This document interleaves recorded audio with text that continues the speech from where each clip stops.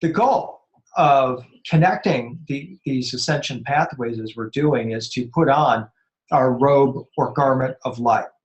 And in resurrection images and Christian art, you'll see Jesus wearing this starry garment or garment of light. It's called the robe of glory, the robe of light, the resurrection garment. In Tibet, it's referred to as the rainbow body of light, or the perfected body, the robe of light, robe of glory. These are all interchangeable terms for this next level of our ascended self. It's what we're all going for. And the idea here is that this light body is a vibration. It's not an actual physical cloak, of course. It is a vibration of a level of frequency. So let's stop here for a moment at this image of on Easter morning. It's a Nolo Me Tangere, do not touch me images, they're called. It's Easter morning. Mary Magdalene has come to the tomb, and she sees the resurrected Jesus in his star cloak or star body. And what he's in the process of doing here is transmitting the vibration of this resurrection body to his beloved Mary Magdalene. It's a very delicate, very beautiful image of the two of them, but it's also, when we look in the detail here, we see the star cloak and we see the radiant crown around Jesus's head as well, with light rays projecting from it. What Jesus is doing at this moment is transmitting to Mary the frequency of the next level of vibration that he has gone to dwell in, the kingdom of heaven, if you will, one of the terms for it. And Mary, looking at her eyes, they are up and in, indicates that she is in a place of ecstasy, and opening her hands here, she is ready to receive this vibration into her open crown chakra. So this is kind of the archetypal image of all the sacred couples that we're going to be looking at here. It's about the transfer or transmission of this vibration. And it's not always the case that it's the awakened male that transmits it to the awakened female. Very often it's the other way around. And the Gnostic Gospels make a pretty good case, actually, that Mary Magdalene was, in fact, the ringleader, if you will, of the Jesus Revolution. She was the great alchemist, one of the great knowledge giver who initiated Jesus and his mission on earth of showing us the way of salvation, the way, which means the way to attain the light body, was very much a joint effort between the two of them. Now, another thing that we want to ask here is that, how do we achieve this light body?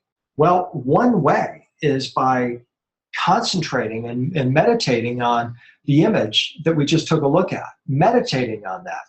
Imagine what it would feel like, and I'll return to that image as we're speaking here. Imagine if you're using this on a daily basis as an open eye meditation. What if you can feel what Mary Magdalene is feeling at this moment? What if your consciousness begins to be activated in your own pathways? How would that change your life? What do you suppose that did for Mary Magdalene at that moment? How did it change her life? And as you begin to imagine answers to that question, I would recommend doing the things that you believe that she ultimately started to do after this moment. So maybe later you'll use that as a meditation, is to think, well, what was it that Mary Magdalene received at this moment? How did it change her life? What did it mean to her? And how would I feel if I were on the receiving end of that vibration? What would that vibration call me to do? What new things would I begin to do mentally, physically, spiritually, and emotionally that I'm presently not doing as a result of that experience? Something to think about. Another answer to that question is related to the question of how we achieve this light body. We're told in the Gnostic Gospels, the robe of glory and the hymn of the pearl, for example, that Jesus compares this robe that he is transmitting the vibration of to Mary to a pearl. The formation of a pearl begins when a foreign substance slips into an oyster between its mantle organ and its shell, which irritates the mantle. The mantle covers the irritant with layer upon layer of a material called nacre. And like the pearl, the robe or mantle of light is formed by layer upon layer of acts of love. The more acts of love, the more layers to your robe of light. No acts of love, no robe of light, in other words. So here's another suggestion of how to open these pathways to ascension. Acts of love, acts of benevolence, acts of compassion. In fact, compassion in action, the Tibetans say, is the key to attaining the light body. So this is how we open up some of these pathways within our consciousness, within our body, within our lives. And we ultimately attain, through these acts of love and through these open passages and pathways, what the Tibetans refer to as the rainbow body of light, the ascended body, the glory body, or the resurrection body. And the idea is that this is what is within all of us. And as we peel away the material aspect of ourselves, we ultimately are left with the immaterial aspect of ourselves, our pure essence, our pure selves, which they refer to as the rainbow body of light. And in this image, we see that this is Padmasambhava, who we'll be talking about here in detail momentarily, who is modeling for us the spiritual accoutrements or spiritual apps of those who have attained the rainbow body, including the crown of glory, the resurrection stick, the vajra, or the lightning bolt, which he holds at his heart, which symbolizes compassion in action, the golden rays, and the lotus throne. This is the same as the Christian robe of glory that Jesus wears in his resurrection. And once again, the Tibetans teach that one way to open passageways in our consciousness, pathways to our ascension, is through the sacred image itself. As an enlightened being, Padmasambhava has the ability to transmit the vibration of enlightenment to seekers via his physical image, which is equal to pure spirit imagery. What this means is that images of Padmasambhava in his rainbow body transmits the vibration of this perfect state.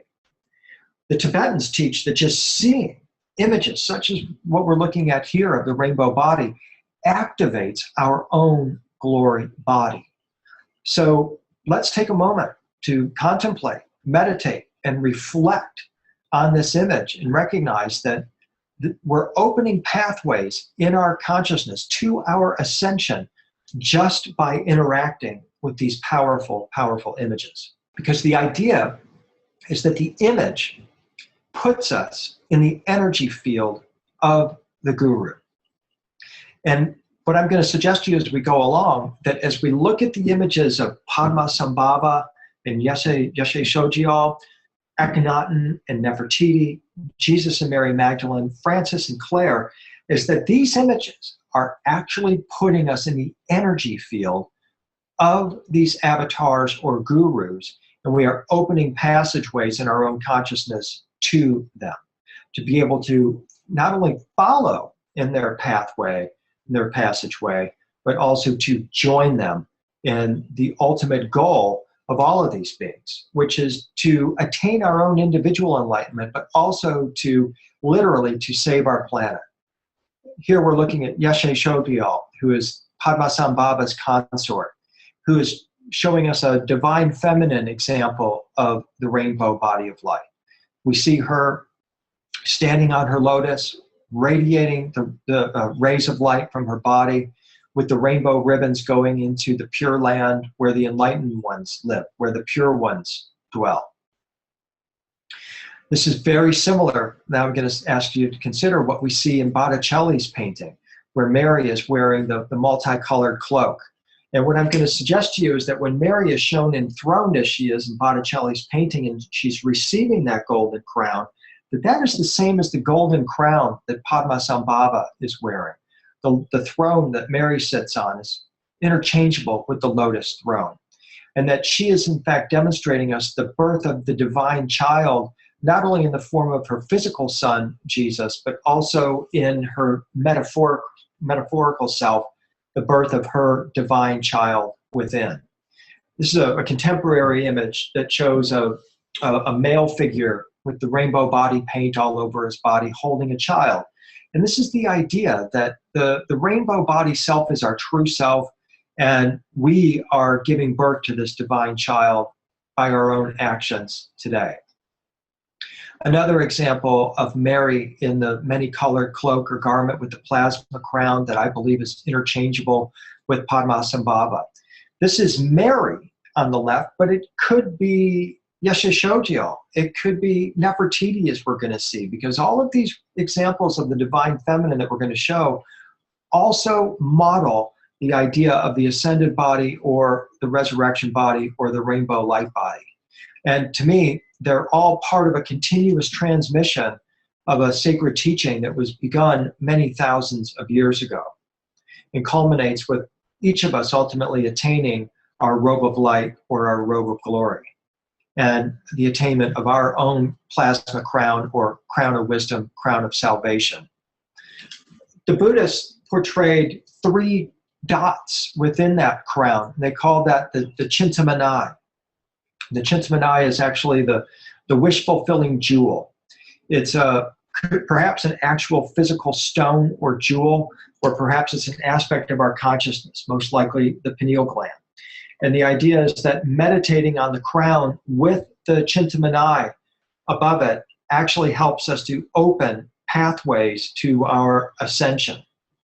So I've been looking for various examples of Buddhist art where we see the triple dot symbol of the Chintamanai and recognizing that, once again, these are open eye meditations that we can connect with that will open these pathways within our own selves and help us to connect with our ascended selves, our light body self.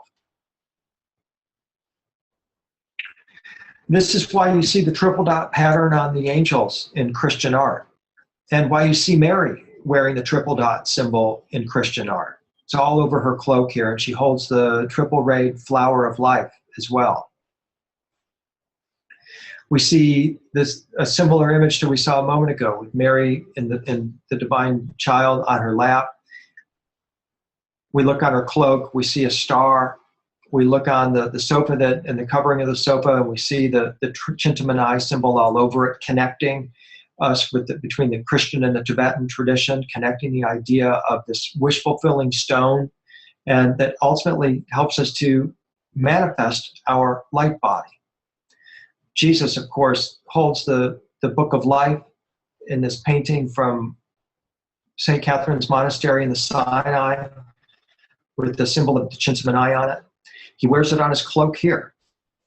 And the reason I'm going into these triple dot images is because it's going to open up a passageway to a deeper understanding of the art of Akhenaten and Nefertiti, which we're going to come to here in just a moment.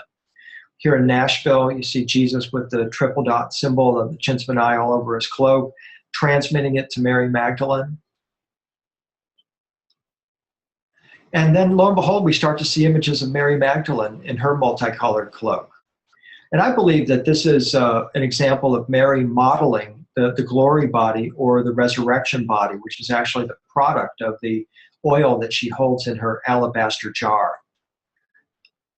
It's speculative, but I think there's enough of a connection in the Gnostic Gospels and elsewhere to suggest that Mary Magdalene knew the secret of attaining the light body. And that when this artist here in the National Gallery in London is showing Mary with the yellow sleeves, it means she's clothed with the sun, just like we see here with Padmasambhava. And the multicolored cloak, in my opinion, can always be interpreted as the coat of many colors, which is another term for the rainbow body of light. So I'm comfortable in suggesting to you that this could be an example of Mary Magdalene crossing over in artistically into the rainbow body or great perfection artwork.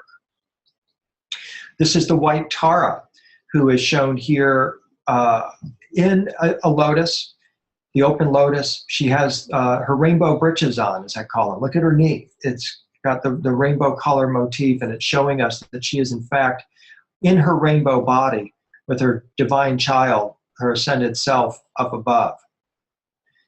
I want to point out one thing before we go on, and that is that the red ribbon that we see her wearing actually symbolizes the rainbow link or the rainbow bridge upon which these beings are able to ascend into the heavens. and come and go, in fact, from the heavenly world to the earth plane. And here we see highlighted her rainbow knee, indicating that she's also in her rainbow body. So what I've gone around the bend here, maybe a little long ways, is to show the power of sacred art, and to say that when we look at an image like this of Mary being crowned, or this coronation, there's many levels of interpretation. And the path I chose to take you down today was to suggest that the crown symbolizes her accessing her higher consciousness, connecting with this unknown divine realm. And the multicolored cloak or garment that she's wearing, I believe, is symbolic of the light body that she attains once she is connected with this divine light. Now, I want to move forward and or take our presentation into a different direction. I want to head for ancient Egypt and Akhenaten and Nefertiti. And the way we're going to do that is by following the path of this transparent sash that we see emerging from the golden shield. If you look onto the left-hand side, you see that transparent sash is snaking its way over, if you will, to the angel on the left. And the angel on the left is portrayed inhaling something from this transparent sash. It looks like it's tipped in gold, and that this figure is in fact inhaling something from that transparent sash. Well, when I was standing there in the Uffizi Gallery in Florence, it hit me that I've seen this exact kind of transference of divine light coming from an unknowable realm and being inhaled by a figure before. I've seen this exact motif, and the place that I saw it was here. Going back to 1300 BC, ancient Egypt, with Akhenaten, the great heretic king, who launched a religious revolution based on the idea that we can connect with an invisible sun he called the Atan. And what we see in this ancient Egyptian art is that Akhenaten and Nefertiti, his wife, are portrayed in these anointing scenes where they are underneath the rays coming from the Atan disk. Traditionally, the Atan is interpreted as the sun, and he's accused of being either a sun worshiper by some, or others see that disk as a flying saucer, and that he, in fact, is some kind of an extraterrestrial being. I'm not going to go there because we know that there's a far deeper and more spiritual interpretation and understanding of what is actually being portrayed in this scene. What Akhenaten said was that this Atan disk symbolizes the light that illuminates the sun. It refers to a spiritual sun and other dimensional light. And in fact, what we see here is Akhenaten and Nefertiti connecting with that otherworldly light through our sun.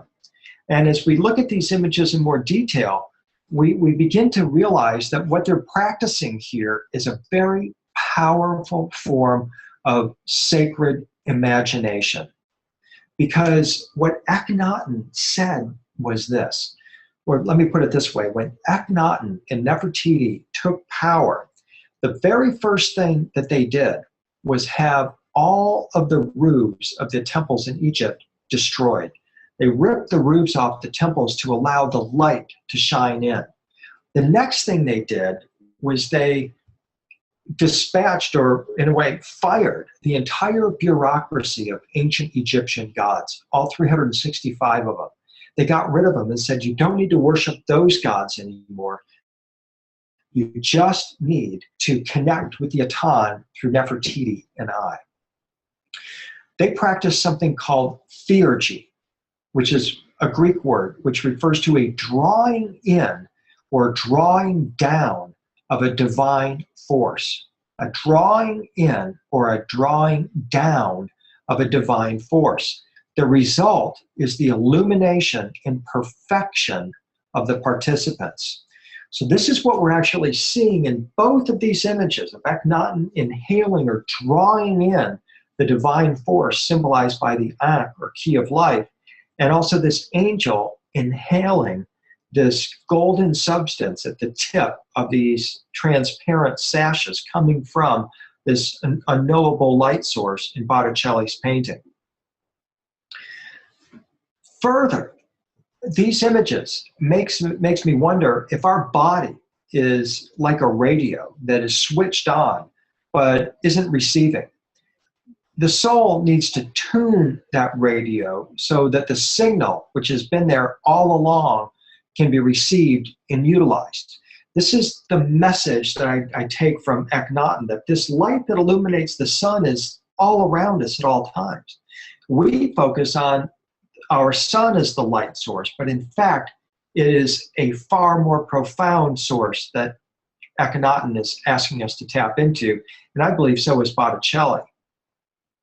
So in my opinion, these two images are telling exactly the same story. They are coronation images where both of the figures are shown connecting with an otherworldly or supernatural divine force and experiencing an apocalypse.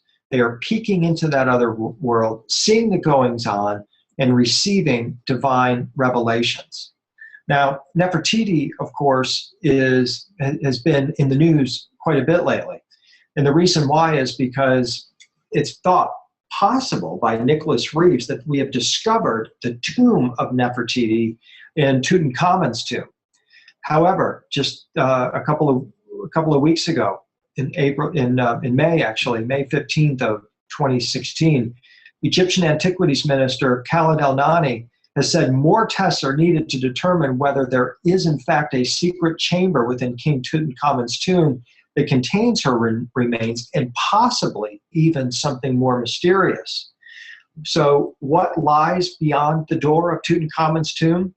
Well, unfortunately, on May 11th, 2016, radar scans conducted by National Geographic found that there are no hidden chambers in Tutankhamun's tomb, disproving the claim that her secret grave is there. And it's kind of left us now wondering, well, did they really miss the mark that much? Or maybe there's something more going on here. Given that Zahi Hawass, the disgraced former Egyptian Antiquities boss, is involved with National Geographic and is part of this, it leads people to wonder that maybe there's some games being played here. So we're going to have to look beyond Tutankhamun's tomb for now, for ancient Egyptian ascension teachings connected with Akhenaten and Nefertiti. One place we can sure do that is Deir el-Bahari, which is in Upper Egypt on the west bank of Luxor, Egypt. It was built during the famed 18th dynasty, a time when magic and mystery were in the air. It was Hatshepsut's reign that ultimately led to Akhenaten and Nefertiti's reign a century or so later.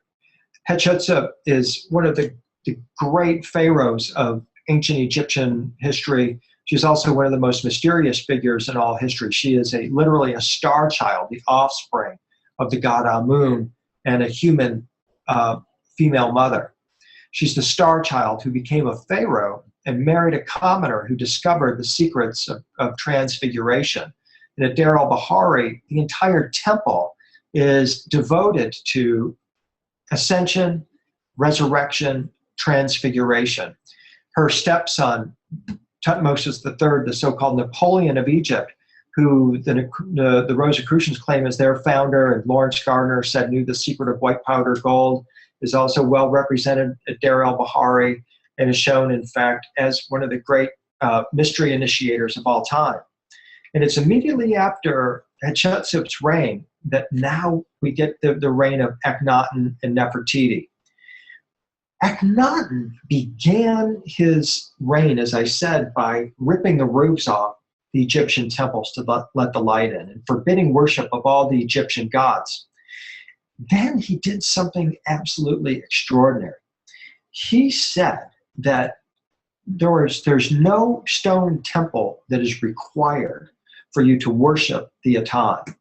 All you needed to do was to have in your home, on your altar, one of these little tablets right here that portrayed Akhenaten and Nefertiti drawing down the power of the Atan, and that you then would be able to receive that same power through this image. Now, that's mind-blowing to me, because this is theurgy. This is the divine practice of drawing in the divine power. And in this case, Akhenaten and Nefertiti are saying you can do it through the image. Now, when you go into the Egyptian Museum in Cairo and some of the other museums around the world, you will see examples of these tablets in cases. And they're usually about 12 to 18 inches tall by a foot wide, maybe. They're designed to be portable. They're actual altars. And in a way, they're portals to the Atan. And by mirroring what Akhenaten and Nefertiti are doing, we can also participate in this divine theurgy, or this divine practice of drawing in the hidden light of the Atan.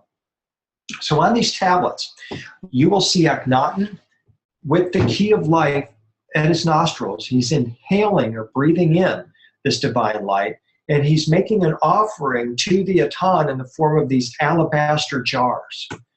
Nefertiti also holds the very same alabaster jars to the Atan. It's believed that these alabaster jars are filled with oil that is being activated by the hidden light of the Atan. And this idea of a holy oil being used by these immortal couples is one of the repeating motifs. Of course, happened in the story of Jesus and Mary Magdalene 1,200 years later, where Mary Magdalene slips into the role of Nefertiti as the anointer of Jesus, anointing him with a substance called chrism that the Gospel of Philip said produced the light body and is the reason why Christians are called Christians. It's not because of Christ, it's because of this chrism substance that was kept in Mary Magdalene's alabaster jar. I believe that Mary Magdalene derived her alabaster, certainly, from Amarna, which is where the mine was located, and that's the exact same location as Akhenaten and Nefertiti's new holy city that they constructed. But furthermore, I would suggest that she knew the secret of Nefertiti's alabaster jar as well.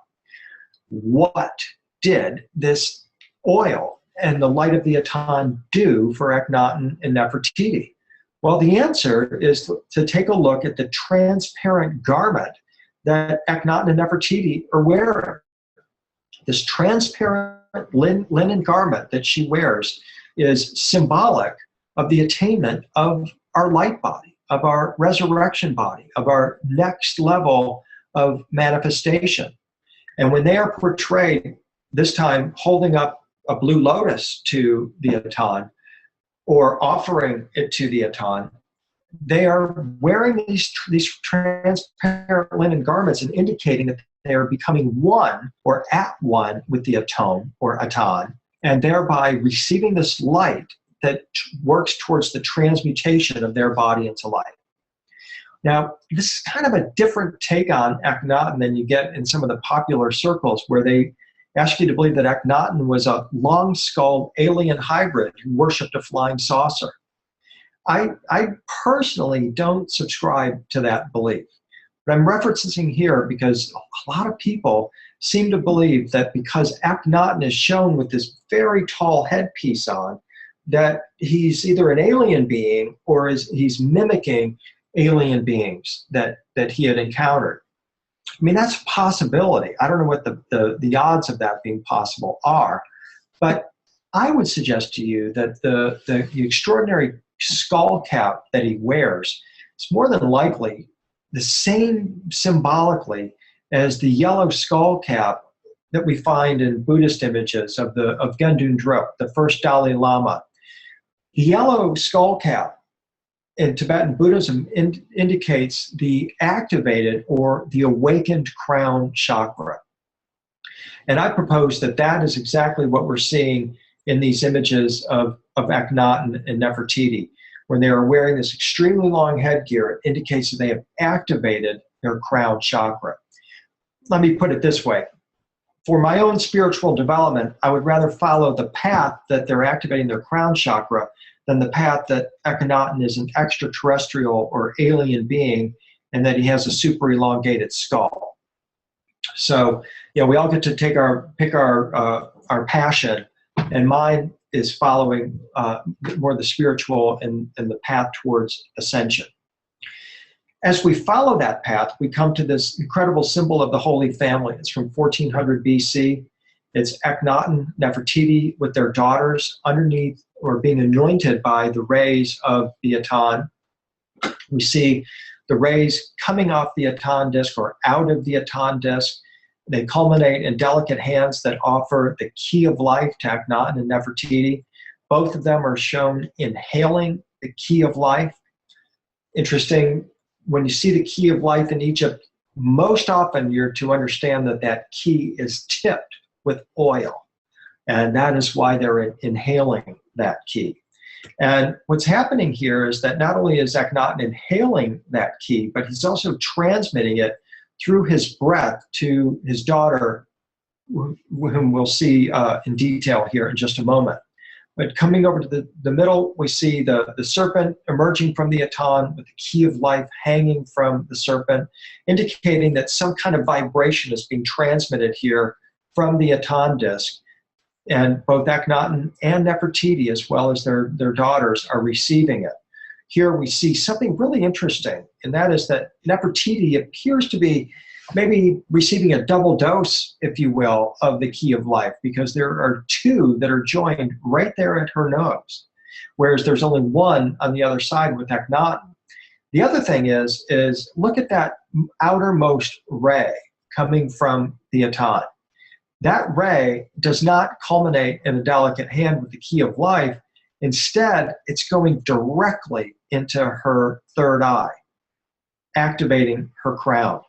Now, one way of reading this, among many, is that this is showing that she is not only receiving a double dose of the key of life, but that she has a direct connect. And it's going straight into her consciousness and activating her crown in this extraordinary way. I'd love to show this photo. It was taken on one of my tours. This is in the Sekhmet Chapel at Karnak, where Akhenaten and Nefertiti would have spent quite a bit of time before building their new city in Amarna. And we see what appears to be some kind of a light being that is got a hand that is shaped exactly like the hands in the image from Akhenaten. Take a look at those hands at the end of these images here. And now let's go back to our photo from Luxor, or from Karnak rather, and notice that the shape of the hands that offer the key of life is strikingly similar to this, what some people interpret as a light being or a humanoid type light being here in the Sekhmet Chapel. It's just extraordinary to contemplate that perhaps we did connect with this level of consciousness or this level of being during that experience. Now, taking this to another level here, let's look at this isolation image here of Nefertiti on her throne with her daughter. She's got the beam going directly into her third eye. She's getting a double dose of the key of life. And what I want to call your attention to is the red sash that Nefertiti is wearing. There's no color on it in the image from Amarna, but we know that what she is wearing is the same as the red sash of Isis. This symbolizes something absolutely extraordinary and points to the divine nature, really, of Nefertiti. That red sash is the same as the red sash that we see the White Terra wearing. It symbolizes a cosmic umbilical cord. It symbolizes that this person has attained an advanced level of consciousness, and that she, in fact, is perhaps, as I'm suggesting here, an illuminated light being, or on the path to attaining the light body. And I believe that the source of Nefertiti's light body activation, as well as Akhenaten's, was in fact the Aton. And as I said, the Aton was the light that illuminated the sun but it's a universal spiritual presence. It's the Lord. It's the divine manifesting power. In contact with the Lord always brings about mystic rapture, which is another name for attainment of the rainbow body of light. And as we're going to see here in a moment, these teachings were picked up and utilized by Jesus and Mary Magdalene 1,300 years or 1,200 years after the time of Akhenaten and Nefertiti. So what I'm suggesting here is that when we're seeing Akhenaten and Nefertiti in their transparent robes, and especially Nefertiti wearing the red sash, as that this is indicating that they are on the path of ascension, and that Nefertiti, like Isis, and later like Mary, by wearing that red sash, puts her in a continuous line of priestesses that includes the White Tara and others, that indicates that they have attained or are in the process of attaining the rainbow light body.